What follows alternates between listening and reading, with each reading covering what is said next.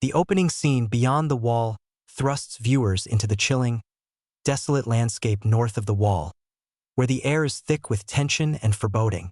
3 Night's Watch Rangers, Will, Ser Waymar Royce, and a seasoned veteran, venture away from their posts to investigate unsettling reports of strange occurrences in the wilderness. As they navigate through the snow-covered terrain, the atmosphere grows increasingly eerie, punctuated by the haunting silence of the frozen expanse. The men stumble upon a gruesome sight, a grotesque arrangement of mutilated bodies, a horrific message left by an unknown force that sends shivers down their spines. As they attempt to comprehend the grim tableau before them, panic sets in, and they decide to flee.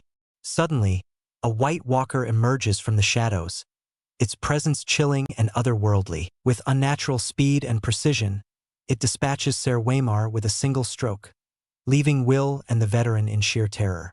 The scene escalates as Will watches helplessly as his companions fall victim to this ancient evil. In a desperate bid for survival, he manages to escape, his face etched with horror and disbelief at the malevolent force he has just encountered. This prologue not only establishes a dark and ominous tone for the series, but also signals the return of ancient, deadly creatures thought to be mere myths, setting the stage for the epic battles and moral complexities that will unfold throughout Game of Thrones. The story transitions to the Stark family in Winterfell, where Eddard Ned Stark oversees his family and lands. We are introduced to the Stark children: Robb, the eldest and heir; Sansa, the lady in training; Arya, a rebellious tomboy; Bran, the curious climber; Rickon, the youngest; and Jon Snow, Ned's illegitimate son. The Stark household is characterized by its warmth and strong sense of tradition, a stark contrast to the chaos beyond the wall. As Ned gathers his children around him, his sense of duty is palpable. He emphasizes the importance of honor and justice, instilling these values in each of them. The children listen attentively as Ned shares stories of their ancestors and the responsibilities that come with being a Stark. This moment not only highlights the familial bonds within House Stark, but also foreshadows the challenges they will face. Ned receives news of a deserter from the Night's Watch, Will, the lone survivor from the prologue. As Lord of Winterfell, Ned must carry out the punishment: execution. He takes Bran along to teach him the gravity of leadership, emphasizing that a true leader delivers justice personally. Will tries to explain the horrors he witnessed, but Ned dismisses his warnings about White Walkers as delusions caused by fear. The execution scene is both somber and impactful, reinforcing the Stark values of responsibility and justice. On their way back to Winterfell, the Stark family discovers a dead direwolf with its antler-impaled body, an eerie omen. Nearby, they find 6 direwolf pups, one for each Stark child. Despite initial hesitation, Ned allows the children to keep them, seeing it as a symbol of their house. Jon Snow takes the runt, an albino wolf later named Ghost. This moment foreshadows the close bond each Stark child will develop with their direwolf, a connection deeply tied to their individual fates. The death of Jon Arryn in King's Landing set off a chain reaction of political intrigue and conflict. Jon Arryn, the Hand of the King, falls ill suddenly, and despite the efforts of his maester, he dies under suspicious circumstances, with his final words cryptically hinting at a deeper truth regarding the Baratheon lineage. Arryn was a nobleman from the Vale of Arryn, a trusted ally of Robert, and a mentor to both Robert and Ned Stark during their youth. While officially attributed to a fever, whispers suggest he was poisoned by his wife, Lysa Arryn, under the manipulative influence of Peter Littlefinger Baelish, who orchestrated the murder to create chaos and open political opportunities. This act of treachery not only destabilizes the realm but also prompts King Robert Baratheon to travel to Winterfell to seek out Eddard Stark as his new hand. The news of Jon Arryn's death arrives in a letter that significantly impacts Eddard Ned Stark's life and the political landscape of Westeros. The letter, sent by Lysa Arryn to her sister Catelyn Stark, cryptically reveals that Jon Arryn was murdered, implicating Cersei Lannister in his death. Although Robert believes Jon died of natural causes, the truth is far more sinister. Jon was poisoned by the Lannisters, specifically orchestrated by Queen Cersei and Jaime, to silence him after he discovered their incestuous relationship. This plotline underscores the Lannisters' ruthlessness in protecting their secrets and power. King Robert Baratheon arrives in Winterfell with his entourage, including Queen Cersei and her brothers Jaime, Tyrion, and the rest of the Lannister clan. Robert greets Ned warmly, reminiscing about their shared past and the rebellion that brought Robert to the throne. Robert proposes that Ned become the new hand of the king, replacing Jon Arryn, whose mysterious death looms heavily over the episode. While Ned is reluctant, Robert pressures him, citing their friendship and duty to the realm. Tyrion Lannister is caught in a compromising position when his brother Jaime unexpectedly enters the chamber where he is making love. The atmosphere is charged with surprise and tension as Jaime, taken aback by the sight, stands frozen for a moment, his expression shifting from shock to amusement. Tyrion, equally startled, attempts to maintain his composure while the woman beside him hastily covers herself, adding to the awkwardness of the situation. Jaime's teasing remarks break the tension, showcasing their complex brotherly relationship filled with banter and rivalry. Robert and Ned visit the crypt of Winterfell to pay respects to Lyanna, Ned's sister and Robert's former betrothed. Lyanna's death during Robert's rebellion is revealed as a deep wound for the king, fueling his hatred for the Targaryens. This scene underscores Robert's emotional vulnerability and his obsession with the past. The scene shifts to Pentos, across the narrow sea. Daenerys Targaryen and her brother Viserys live in exile, sheltered by the wealthy magister Illyrio Mopatis.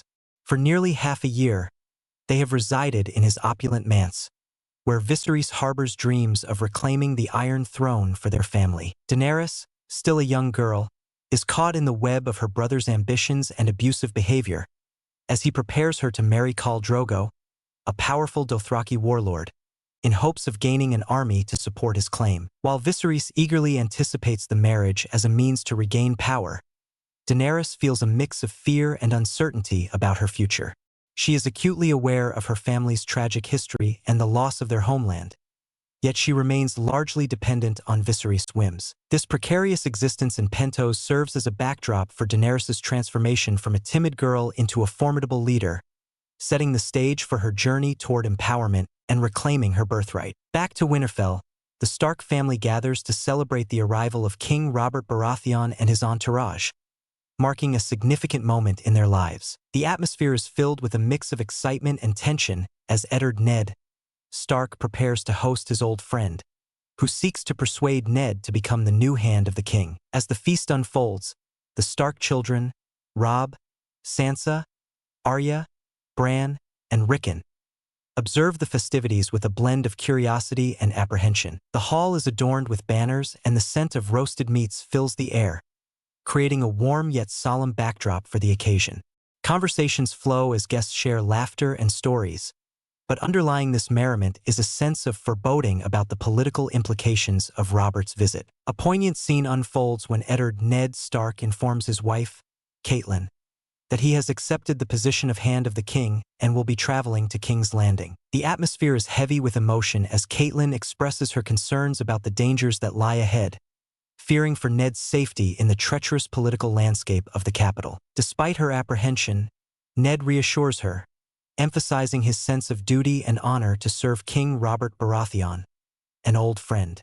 He acknowledges the risks but feels compelled to protect their family and the North from potential threats. As they discuss the implications of his decision, the weight of their responsibilities as leaders of House Stark becomes evident, highlighting the tension between personal desires and obligations to their family and realm. The scene shifts to Daenerys Targaryen's wedding night with Khal Drogo, marked by a stark contrast between expectation and reality.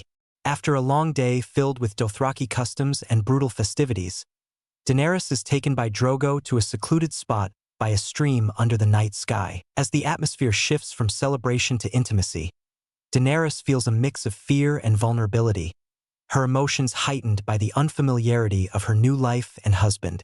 Drogo, initially imposing, begins to undress her with a gentleness that surprises her.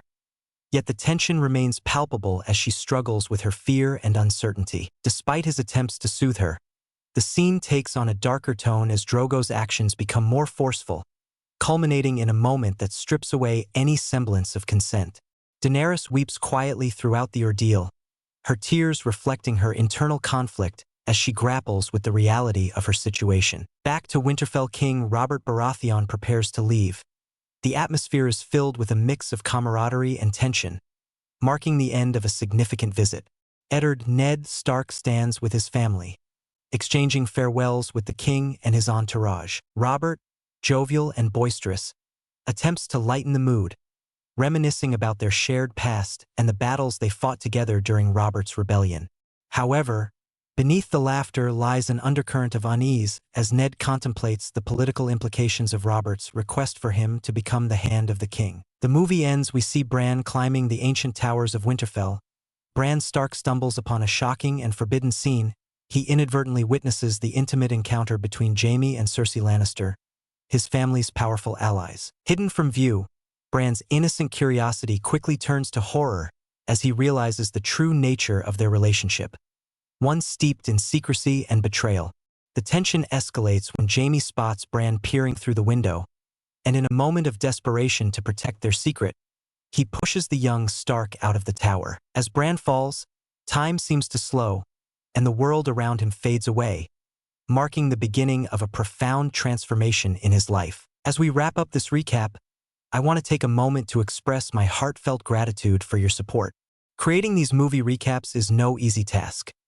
It requires a lot of time and effort to ensure that I capture the essence of each film while keeping it engaging for you, the viewers. Your encouragement through watching, liking, commenting, and subscribing truly motivates me to continue sharing these cinematic journeys with you. If you enjoyed this recap and want to see more in the future, I kindly ask you to subscribe to my channel. Your support not only helps me grow, but also inspires me to keep bringing you the best movie content possible. Thank you for being a part of this adventure, and I look forward to sharing more exciting recaps with you soon. Glowing Star Movie Camera.